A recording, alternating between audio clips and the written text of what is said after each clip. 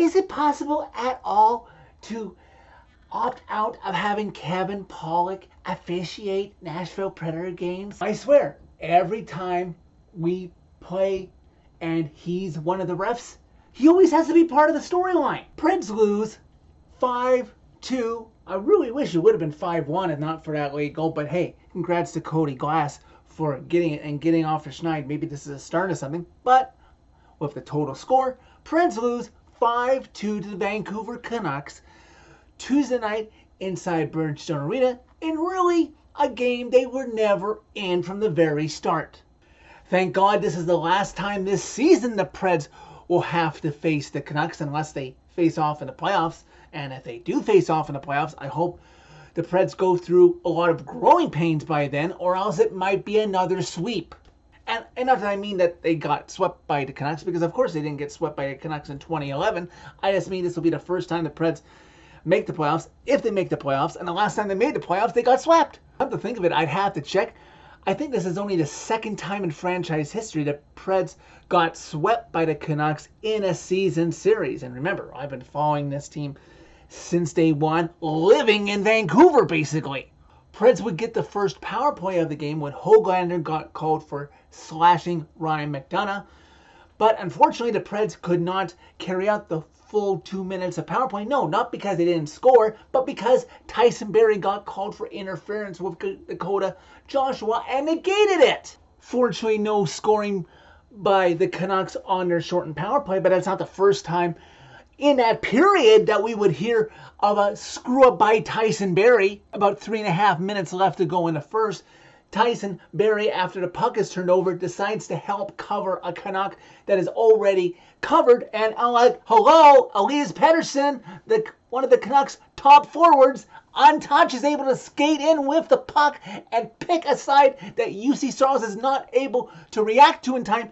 Stick side, goes by him, and the Canucks already have a lead up 1-0 because of your boneheaded mistake, Tyson. Oh, but that's not all. Would it be, Tyson? Because 30 seconds later, Canucks in the Preds zone attacking again, and for some reason, Bruno decides to put you back out there, Tyson, and you lose your man. Puck goes off the side of the net, and Nils Amon is able to beat Saros just like that in a matter of 31 seconds. The Canucks have a 2-0 lead on the Preds. You know, at this point, I realize what Barrie is trying to do and what Bruno is doing as coach on Barrie's behalf. They're trying to up Tyson Barrie's trade value so they can ship him out of Nashville. But you know what? It's not working. You're giving Tyson the playing time, and he's not improving his play. You know who deserves to play? It's Dante Fabro, who was scratched again. Put Fabro in the lineup on Thursday in Philadelphia and park Tyson in the press box for a while. And I thought that was going to be the only damage. Nope, it got worse because under 20 seconds remaining in the first period, play is behind the Preds net, and Jeremy Lauzon lays out puck carrier, mind you. Okay, he still had the puck, so it wasn't a dirty hit. Puck carrier Connor Garland into the boards on a good, clean hit. All of a sudden, here comes Dakota Joshua wanting to fight Lauzon because apparently somewhere along the line, I missed the memo that said that if you laid out a good, clean hit, if it was a good, clean hit, you still have to fight. I understand if it's a dirty hit and your teammate sticks up for you. The guy getting the hit can stand up for himself. He shouldn't have to fight just because of that. Well, you know what? Michael McCarron is having none of that. And he comes to Lauzon's defense and says, hey, Dakota, why don't you pick on someone your own size? Why don't we fight? And Dakota just turtles away and skates off to his bench. And Michael McCarron, yes, he let the temper get the best of him because he skated after him as the lineman is trying to hold him back. Michael McCarron might have said something. I will give the linesman the benefit of the doubt. There, McCarron might have said something because it went from bad to worse. That, let me just read off the list so I don't miss a penalty. Michael McCarron got unsportsmanlike conduct for what he did to Dakota Joshua. He got a misconduct and a game misconduct for following him like he did. And so the Preds will be down a forward for the rest of the game. Canucks get a power play out of that Fortunately, they wouldn't score on going into the second period, but we'll see what happens to McCarron if there's any supplemental discipline. But let this be a warning to the rest of the team. Stand up for your teammates, but don't let it get across that line that the ref is going to force to be tossing you from the game. You know, in the second period, when Lazon cut into the Canucks lead on a good pass by Tommy Novak to cut the Canucks lead to 2-1, I let myself get talked into, it's like, oh, okay, the Preds are going to wake up here. Even though they're down a man, they're going to fight back and make a game of this. Nope.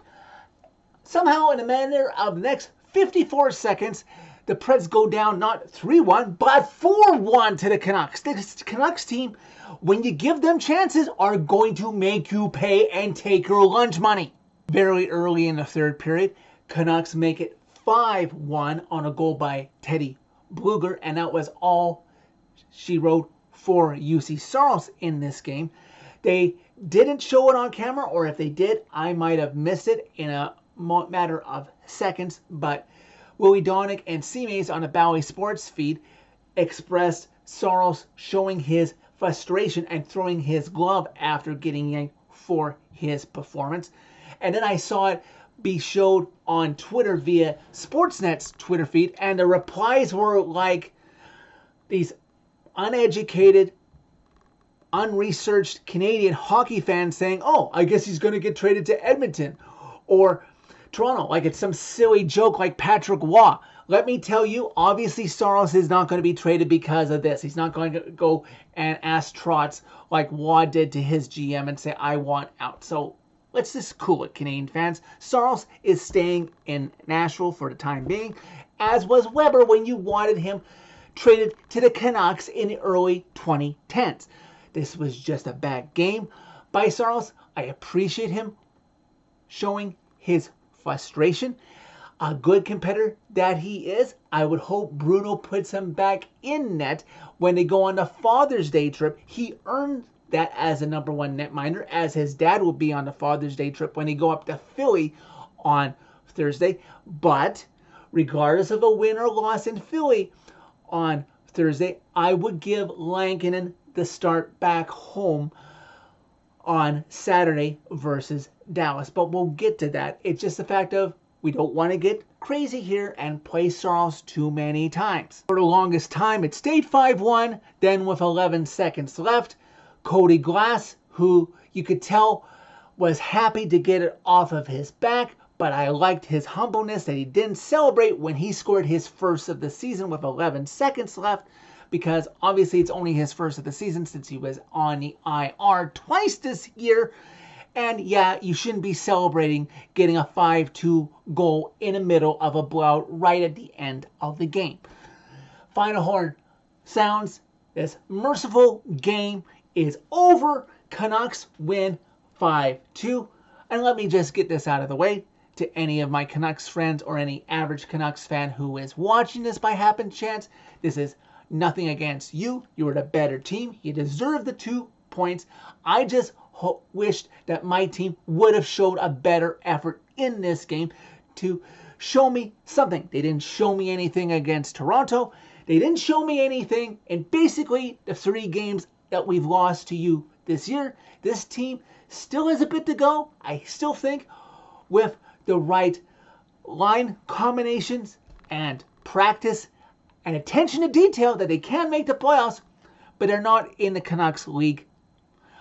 Not anywhere close right now. But hey, games like this, as long as you don't repeat them, are a one-off, can be a one-off. After all, this is the first time since November 11th that this team allowed more than 4 goals in a game and lost. They beat Carolina while allowing more than 4 goals in a game. So just don't make a habit of it. You know, get a couple more wins here before Christmas and after the Christmas break. You're not going to go 82-0 or 81-0. You're going to have bad games now and then. The Canucks have bad games now and then, even though they're still a better team. Have a good practice, I would say, tomorrow. Bond with each other and your dads as you go to the city of brotherly love on Thursday. And rebound, because I think you still show some positive spirit with how you played against Philly last week, that you can take that into Philadelphia against a good Flyers team still that hasn't lost in regulation since you beat them in overtime last week. And we'll go from there going into Saturday against another measuring stick game, the Stars, when they come to Nashville. I touched on it in the intro with Jersey Guy. I will comment on it here, so I'm not leaving you dangling, Preds Nation. But if I don't have to see Kevin Pollock officiate a Preds game, it'll be too soon, because obviously we all know Sisson scored. That pathetic performance of not making the effort to see where the puck was when he blowed it dead because he lost sight of it. But him and his partner tonight, not just the handling of Michael McCarron, it just wasn't the best officiated game. What was that? Tommy Novak on the breakaway after they were down 2-0 with the McCarron penalty? That should have been a penalty shot. I don't know why they didn't call it. It's like, you can't tell me he was clearly going for a puck and got it when he tackled Novak. It was Tyler Myers, right? That totally should have been a penalty shot. And there was a couple other calls. Just, I know there's other refs with certain teams that have bad relationships, and pretty much every team has a ref that they don't like. Well,